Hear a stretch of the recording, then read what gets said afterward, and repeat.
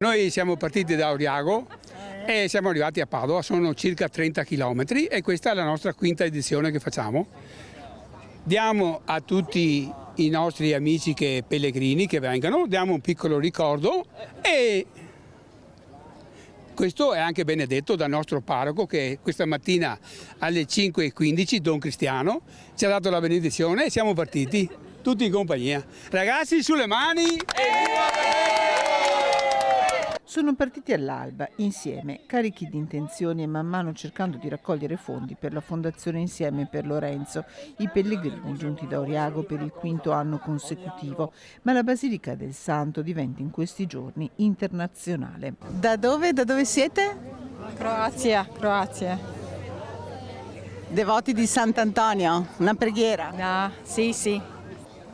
Siamo molto contenti e felici che arriviamo a vedere il Sant'Antonio da vicino, così. Gli ha chiesto una preghiera, ha fatto una preghiera? Sì, anche. Abbiamo pregato, abbiamo pensato una candelina e così che torneremo a casa felici e contenti.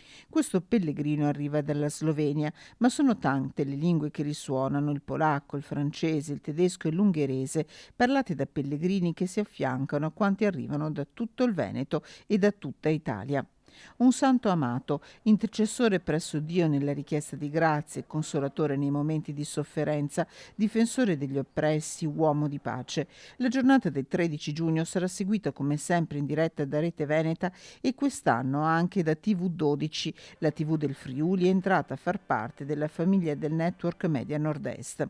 Dall'alba al tramonto, a partire dalle 5:30 fino alle 22:30, giovedì prossimo la nostra emittente porterà la festa del Santo nelle vostre case.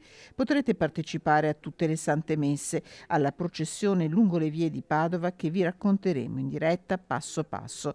Una festa che si potrà seguire anche online attraverso il sito 13giugno.org. Qui potrete inviare una preghiera che sarà stampata e portata dai frati sulla tomba del santo, accendere una candela o fare una donazione per aiutare i più poveri.